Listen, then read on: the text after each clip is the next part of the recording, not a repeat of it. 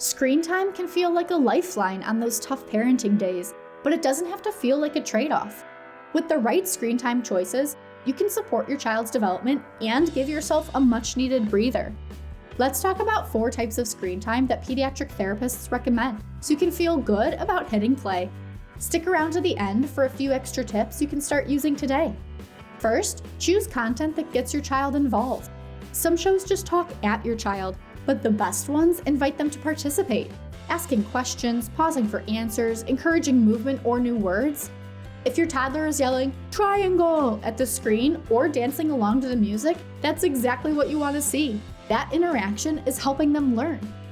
Next, look for slower paced, low stimulation content.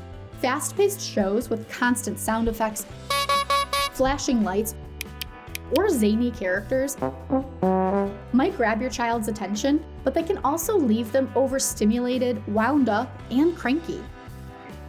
A better option: calm, steady content with simple visuals and clear storylines. So what's the difference? Overstimulating content often has multiple plots, non-stop noise, quick camera cuts, and rapid dialogue.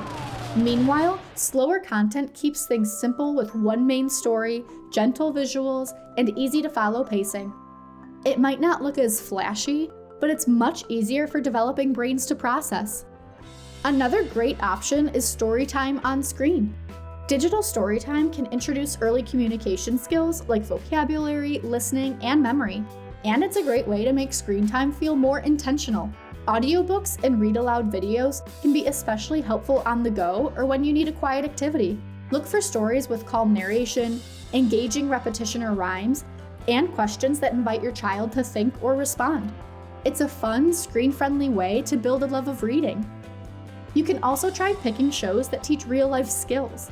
Some of the best shows for young kids weave in lessons about friendship, problem-solving, and emotions without sounding like a lecture. These programs help kids practice social-emotional skills like empathy and taking turns, or executive function skills like following directions and staying focused. You're not just keeping them entertained, you're helping them grow. Now here are a few bonus screen time tips to keep in your back pocket. Turn screens off about an hour before bedtime to help your child wind down. Keep screens out of the bedroom altogether to support better sleep. And remember, your child is watching how you use these screens too. Try to model the habits you want to see, like putting away your phone at meals or staying present during conversations. Be curious about what your child is watching.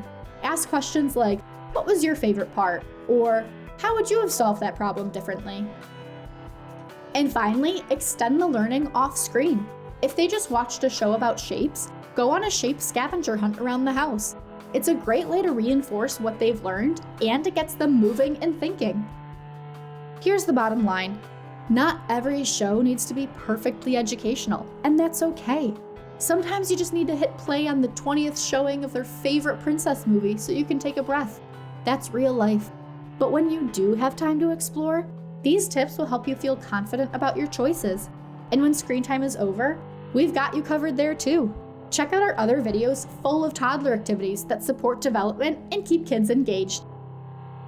Download the Pathways.org Baby Milestones app to see activities designed by experts to help baby reach milestones.